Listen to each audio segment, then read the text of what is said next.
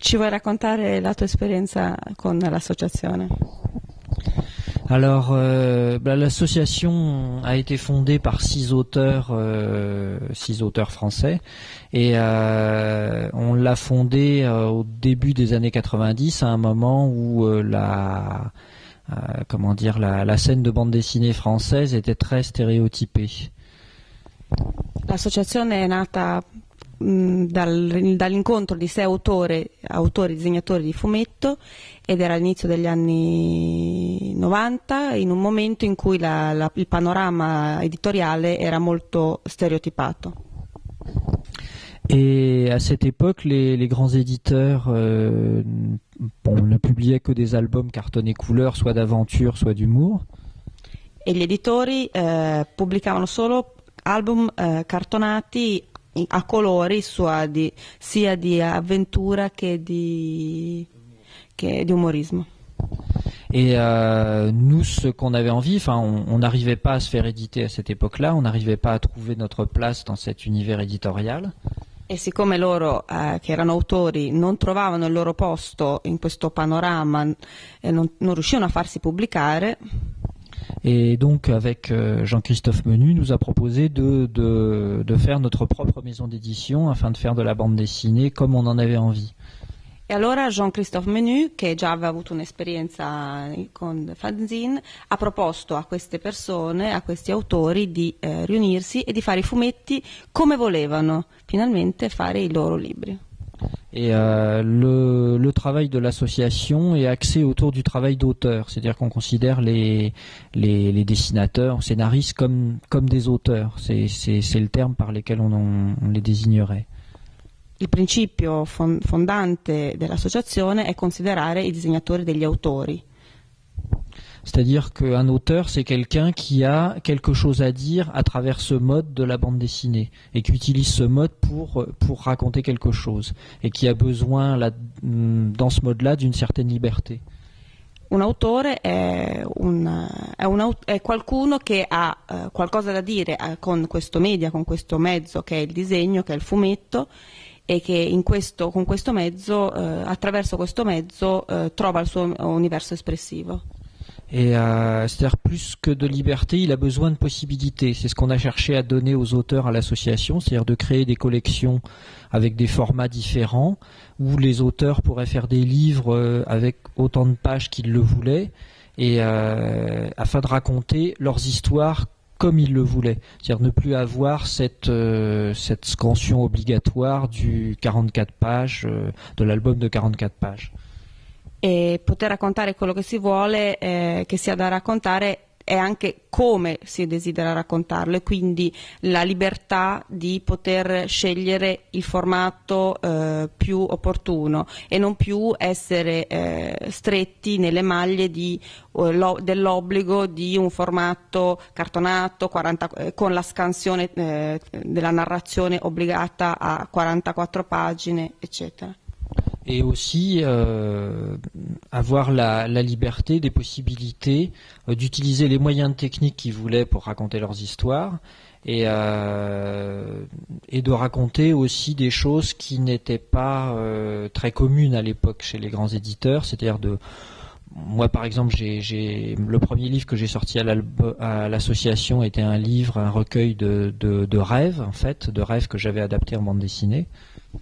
E la libertà non è soltanto nel formato, nella scansione delle pagine, ma anche nella tecnica, nelle possibilità tecniche e anche nelle possibilità narrative, l'argomento, dare spazio ad argomenti che non sono che in quel periodo non trovavano molto spazio. Per esempio, il primo libro che ha pubblicato con l'associazione è l'adattazione a fumetti dei sogni, del quaderno dei sogni che aveva raccolto.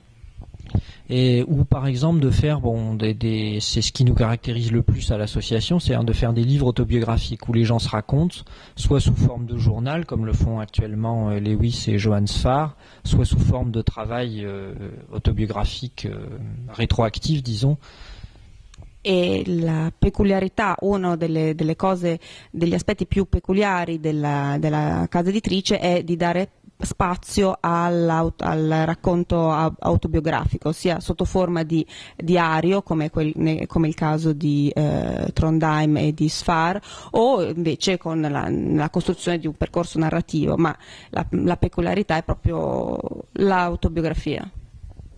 Et aussi d'explorer, enfin ça c'est à l'initiative de Jean-Christophe Menu qu'a été fondé quelque chose qui s'appelle l'Ubapo, qui est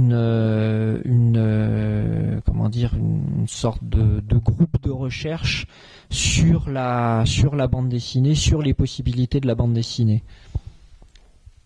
Et j'ai perdu. Donc je parlais de l'Ubapo.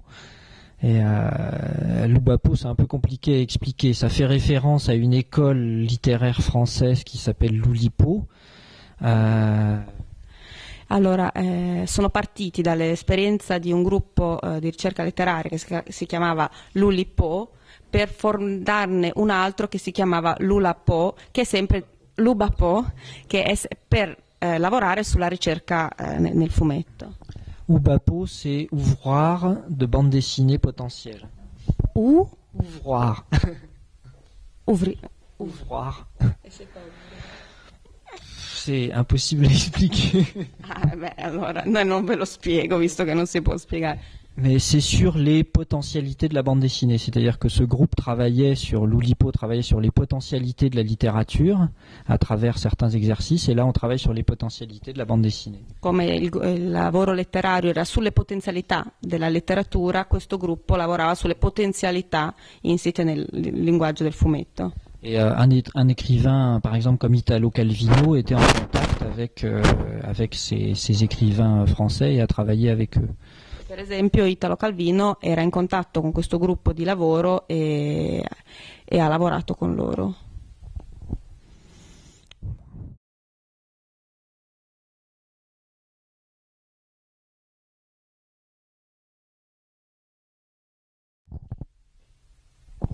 Vuoi parlarci del tuo metodo di lavoro e di quello che stai facendo adesso? Oui. Moi je fais des choses, à l'association je fais des choses assez différentes en fait. C'est-à-dire que j'ai un travail autobiographique que j'ai commencé, comme je disais tout à l'heure, à travers le livre Le Cheval Blême, ce recueil de rêves que j'ai fait. Per l'associazione pubblico lavori molto differenti tra di loro, c'è una parte importante che è quella autobiografica, che è iniziata con col lavoro col libro di Le Cheval Blême. Et je fais aussi un travail plus purement autobiographique qui est l'Ascension du haut mal, où je raconte l'histoire de ma famille. C'est-à-dire que mon frère est tombé malade à l'âge de 7 ans, il était épileptique, et je raconte les bouleversements qui ont entraîné cette maladie dans ma famille. E anche un altro lavoro sempre profondamente autobiografico è quello dell'Ascension du haut mal, che in italiano avrà come titolo? Non si sa, dove racconta come il fatto di avere un fratello epilettico abbia influenzato, e i problemi che ha portato nella famiglia e nella vita della sua famiglia. Et sinon j'ai fait tout un certain nombre de pages de fiction ou d'éléments autobiographiques de ma vie. En ce moment, je fais aussi un travail qui s'appelle Les incidents de la nuit, qui va être traduit en italien. E fa anche, nel suo lavoro c'è anche un lavoro di science fiction, per esempio, che poi dove sempre si porta elementi autobiografici, tra questi c'è per esempio Gli Accidents de la Nuit, che verrà presto pubblicato in Italia. Et ça c'est un peu l'univers vers lequel je me tourne maintenant, après avoir fait purement de l'autobiographie dans l'Ascension du haut mal. Là je travaille sur quelque chose que je définirais comme de la fiction autobiographique. E dopo aver lavorato puramente sull'autobiografia come nell'Ascension du haut mal, adesso lavora più sta lavorando attualmente a un progetto che è più della fiction autobiografica. C'est-à-dire que c'est un travail où je suis disons que le héros, le personnage principal, c'est moi. È lui il personaggio principale, è lui l'eroe al centro della storia. Mais en même temps, c'est une histoire de fiction. C'est une histoire de fiction où je mets des éléments autobiographiques, où je mets des rêves, des souvenirs, des références littéraires que j'aime et où je parle de la ville où j'habite, c'est-à-dire de Paris. Ma allo stesso tempo ci sono degli elementi di fiction che entrano in questa storia, che sono sia sogni, sia cose che gli sono successe, sia relazioni con la letteratura, con le letture che sono importanti per lui, o la città, oppure l'occasione per raccontare della città dove vive, che è Parigi.